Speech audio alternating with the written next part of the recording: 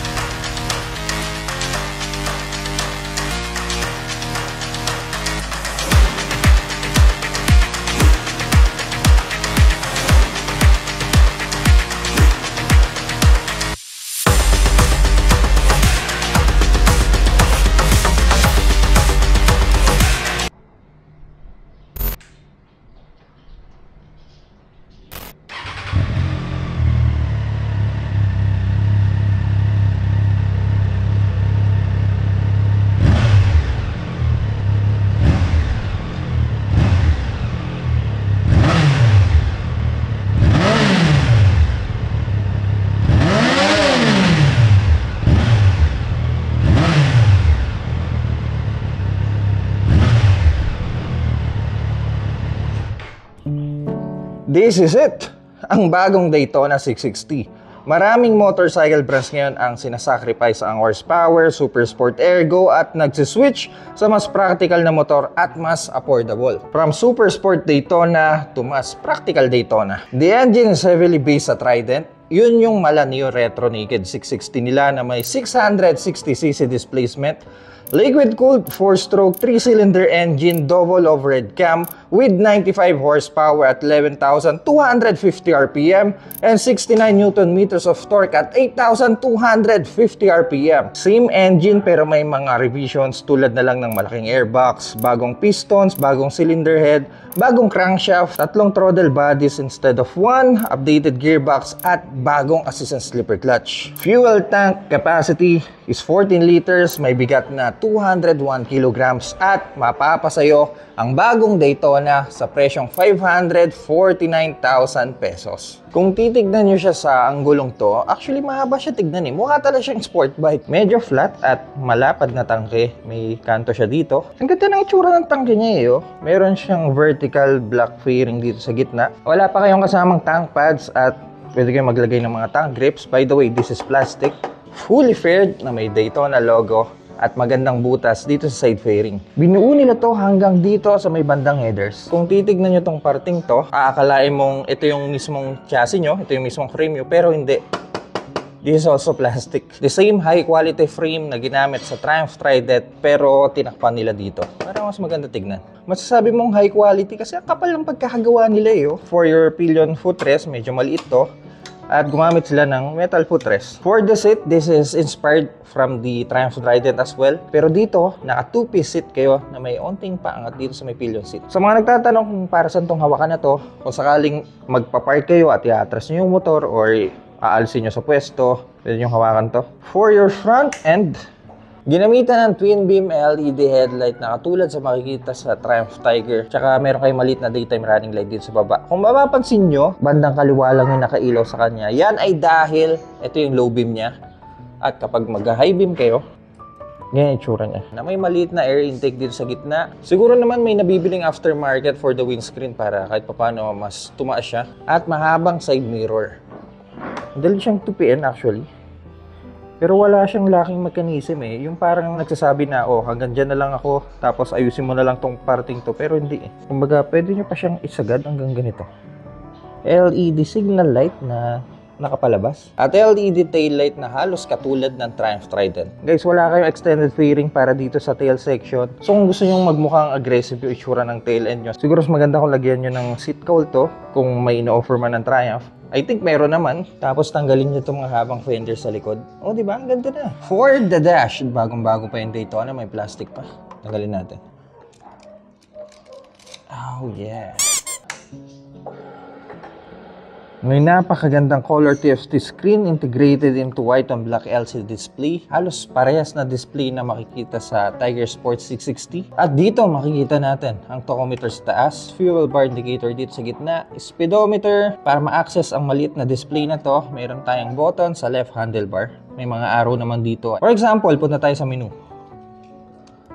Dito natin pwedeng iset ang bike sa riding modes na prefer natin. Sa Daytona, mayroon tayong tatlong riding modes: Rain, Road, and Sport. For the Rain, babawasan nyo yung performance ng makina at tataasan nyo yung traction control.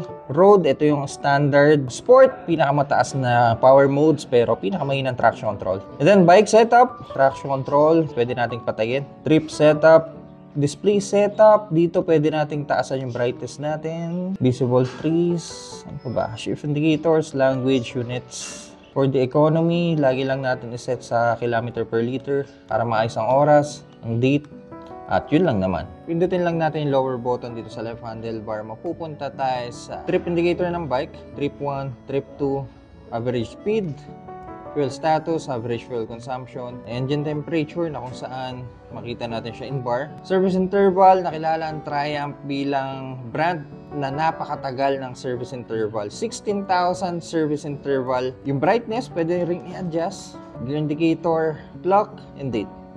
Yun lang naman. Guys, kung napapansin nyo, meron tayong mga icon sa gilid. Tulad na lang ng malfunction indicator, low oil pressure indicator, ABS indicator na nagbiblink dahil hindi pa tayo naandar, at neutral light. Lahat naman ng mga icon na yan, mawawala once na tumakbo na tayo. Pero pag yan hindi nawala, dyan tayo magka-problema. Hindi siya clip-ons, actually. Medyo may riser tayo ng onte. At medyo nakapapasok yung handlebar natin. Ang ganda ng part na to, ang linis. Sa kanan, makikita natin ang kill switch at ignition switch. Hindi nyo pwedeng buksan yung bike unless pipindutin nyo muna yung clutch, sabay pindot nito. Kakaiba, no? Hazard button na makikita sa right handlebar, grippy throttle, at may clean bar end. Adjustable din ang brake lever natin in 5 levels. Sa kaliwa naman, makikita natin ang mga arrow button for our dash. Ito yung nagsisilbing high beam and passing light natin. So kapag mag-high beam kayo, press nyo lang to. Ilaw na yung color blue icon. Signal switch, mode button, at busina. Ito gusto ko sa Triumph eh. Yung mga buttons nila, talagang high quality yung itsura tsaka yung pakiramdam. Hindi tinipid. For our front suspension, we have 41mm Showa separate function big piston upside down forks na may 110mm travel, nakatune for road riding, at hindi po adjustable to. For our braking, dito sa front, we have 4-pot radially mounted calipers na may dual 310mm floating disc. Siyempre, equipped na din with ABS harap at likod. Signature 3-cylinder engine ng Triumph, 1, 2, 3, at wala pa kayong radiator cover para sa mga radiators nyo. Ang ganda ng ginawa nila dito sa bandang babae. I mean, tignan nyo, tinuril nila hanggang dito. Bago na rin ang exhaust system na nilagay nila. For the rear, we have Showa balance-free suspension. Pero dito, adjustable ang preload nyo. At Racing-inspired na swing arm. Ganda, no? Ano ba to? Lagayan ba ng spools to? Natanggal ba to? Okay, for the rear, we have single piston caliper at may 210mm disc. Dude, ang ganda ng mags nito.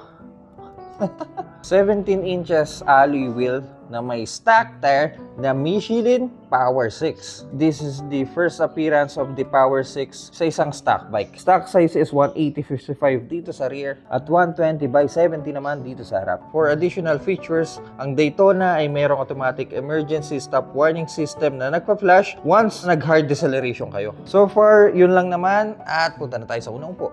Well, excited na ako. Daytona to eh. First ride sa bagong Daytona. Meron kayong option in 3 colorway. Kung gusto nyo ng pula, ito yon, katulad na nasa harapan nyo ngayon. Actually, para siyang Mazda red para sa akin. Ang ganda ng pagkapula niya eh. Meron ding puti na ang ganda rin tignan. Nakita ko sa showroom nila. Na-starstruck ako dun sa pagkaputing niya. At yung color black. Dahil din sa bodywork na nilagay sa kanya, mas mabigat to ng 12 kilograms kumpara sa Triumph Trident. Front end, medyo punggok nga lang. Pero pasok pa rin para sa akin. Halos kamukha ng Tiger Sport. Tsaka ang haba niya. Wheelbase, mas mahaba to kumpara sa Triumph Trident. Kung magkakadito na ako, siguro tatanggalin ko yung mahabang fender. Tapos lalagyan ko ng seat cowl. Masyadong mabait yung tail section. Tapos mas mataas na windscreen. Goods na. Same engine din ng Trident, pero ang daming revisions na ginawa. Kaya excited ako sa first ride na to eh. Tapos Power 6 na Michelin. Ow! Ay. Daytona 6 height is 810mm. Well, hindi siya ganun kataas, hindi rin naman siya ganun kababa. I'm 6 flat, 85 kilograms, and as you can see, medyo slightly bend yung knee ko dahil mahaba yung bias ko. At ganito ang itsura ko sa Daytona. Goods ba para sa height natin ang Daytona? Let me know in the comment section down below. Well, yung dash niya siguro mas maganda kung medyo sporty dash yung nilagay sa kanya.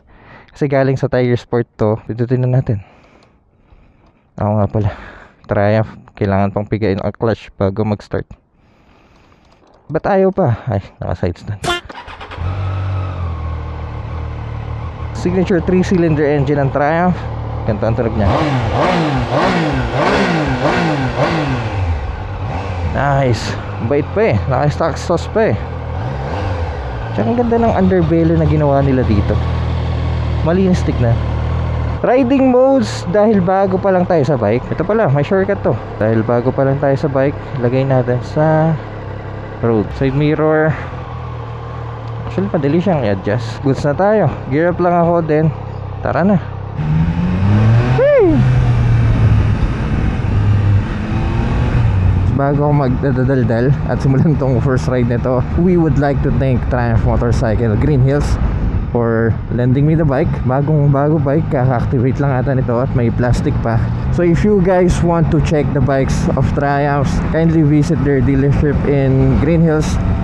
Upuan nyo kung gusto nyo, sakyan nyo para malaman nyo kung komportable ba kayo sa bike. And kung gusto nyo makita personal ang Daytona. Pasensya na kayo kung wala muna akong Insta360 yung lagi kong kinakabit dito sa harapan ng motor. Kasi ayokong magkaroon ng chip kung saan man natin ilalagay yung clamp. Mahirap na, baka magasgasan ng magandang Daytona. Alright, so where I go with the bike, medyo pa-push tayo pa forward, pero at the same time, komportable tayo. I mean, yung position ng paa natin is slightly bent backward, pero hindi ganun ka-aggressive eh. Kumbaga may option kayo na kapag nangalay kayo in long ride, well, by the way, pwede nyo ipang long ride yung bike dahil sa ergo nya, eh pwede kayong mag-stretch, pwede nyo i-stretch yung legs nyo, pwede nyo stretch yung mga kamay nyo. Sport bike feeling, pero at the same time, komportable. Yun ang approach ng bagong Daytona. Hindi man siya ganun ka-aggressive tulad ng dating Daytona. For 2024, ginawa nilang ganito. Medyo sport touring riding position. Testing nating power.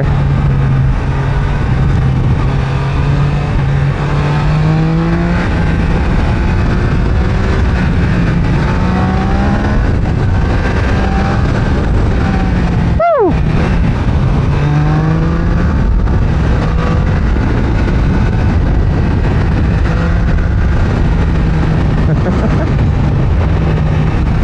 Alam niyo ang gusto namin sa mga 3-cylinder engines? Andun yung grunt niya, yung tunog niya na napakaganda. Well, actually stock exhaust pa to, pero rinig mo agad yung ganda ng exhaust niya. At the same time, yung power niya in low RPM hanggang top end, eh nandun, hindi nawawala. So consistent yung power niya. Ito yung sinasabi naming makina na jack of all trades eh. Hindi katulad ng inline 4 super sport na nasa gitna hanggang dulo lang yung power. Hindi katulad ng mga 2-cylinder, 2 single cylinder engine na nasa baba yung power. Ito, halos compensated niya lahat eh. And also, this is also ride by wire, pero hindi siya ganon katili tulad ng Trident. Responsive siya.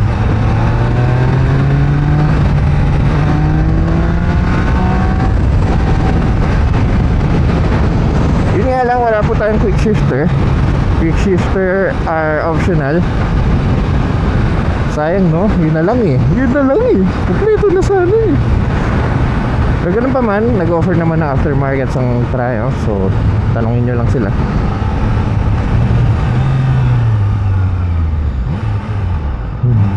Alam nyo, nakakagulat kung gaano kalambot yung upuan natin. Sport bike pero sobrang lambot na upuan. And kung nasa traffic kayo, dahil 810mm lang ang seat height nya, okay pa rin. You know. Well, actually sabihin na nating at least 5'4" kayo. Pa-flat foot mo na maayos yung bike. Medyo tiptoe pero manageable naman. Tara.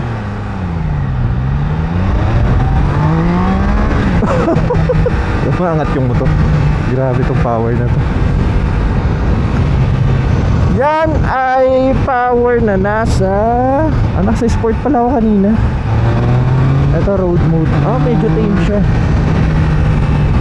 Ito yung nasa standard yung power mode niya. Traction, nasa gitna lang din. Well, actually, wala akong nakitang level ng traction control niya. Parang enable and disable ang nakita.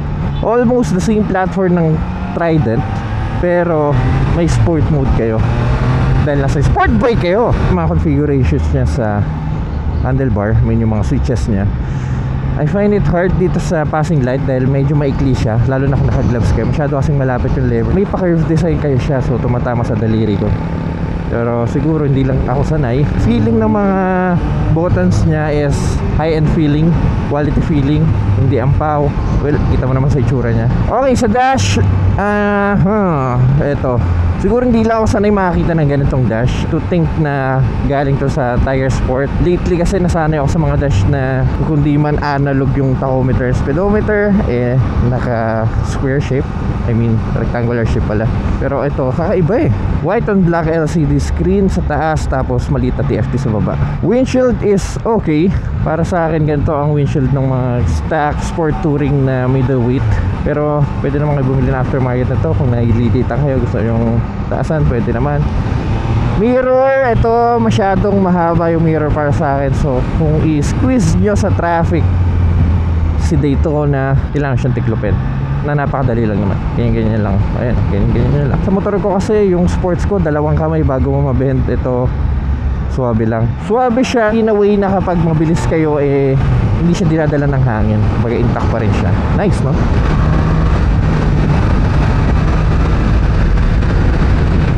Medyo nalalabutan lang ako suspension sa harapan. Bahagya lang naman. This is not adjustable, by the way.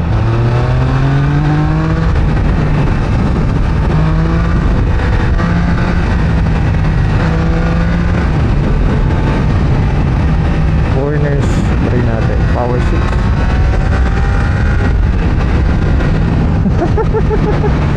Stock tire is very good.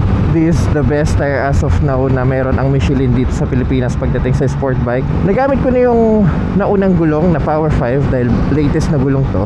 And sobrang nag-enjoy ako sa gulong na yon nung pumunta ako ng Mindoro. Pero guys, Power 6 na to na nakalagay sa stock tire ng Daytona. Dude, how about that? Okay, so engine heat dahil Eurobike to. Well, expect medyo mainit siya. Majority dito nyo maramdaman yung init niya.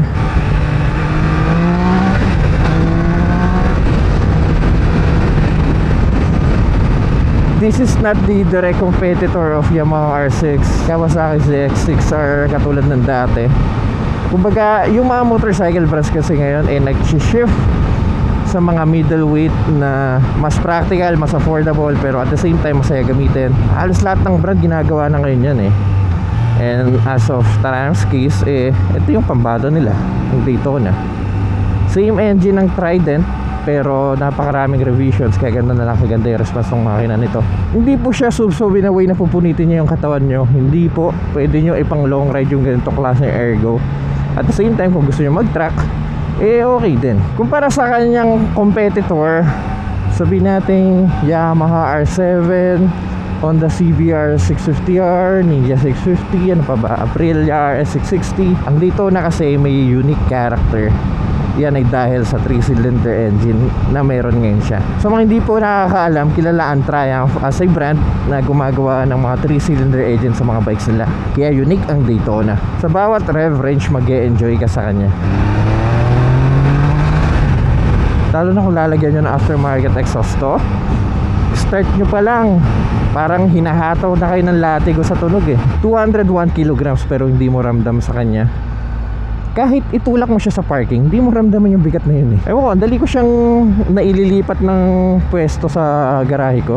Hindi ako nahihirapan. And for our fuel consumption, kumonsumo po tayo ng 17.8 km per liter. Observation ko sa mga ganitong klaseng makina, mga middleweight, lalo na 3-cylinder to ganun talaga ang mga konsumo ng mga ganitong klaseng motor. Ito tayo dito. Ang ganda niya, no? Ang daming nag-a-approach sa akin kanina, lumalapit para sabihin ang ganda ng bike. So yung pagkapula niya mukha talaga siyang Euro eh. 180 pa yung gulong sa likod. Malapad to. Tapos naka Michelin Power 6 kayo. Overall feedback dito sa bike na to, aesthetic wise, gusto ko yung itsura niya, gusto ko yung haba niya. Yung tangke, panalo sa akin to. Front end, sa dash, ewan ko siguro hindi lang ako sanay makakita ng gantong dash sa sport bike. Pagdating sa riding aids, madali naman tayo nakapagpalit ng riding modes. Gusto na sport, rain at road. Ito yung button na yon. Winning factor sa akin, yung makina niya. Guys, 3-cylinder engine to. Kung gusto nyo ng sporty riding style na kahit papano may ipang everyday ride nyo or ipang lalayo nyo, para sa inyo to ang Daytona. Isa pa pala, yung presyo niya, 549,000 pesos is very good considering sa mga specs na may offer niya. This is a Triumph brand, very good reputation brand. So far, that's our review of the bike. Let me know what you guys think in the comment section down below. I would like to thank Triumph Green Hills for letting me experience the bike. So guys, kung nag-enjoy ka sa video na to, kindly leave a like. At kung mahilig kayo sa mga ganitong content, huwag kayong maglala dahil nasa tamang channel kayo. So make sure to press the subscribe button dyan sa baba. Yeah, mga cutie pies, see you sa next content.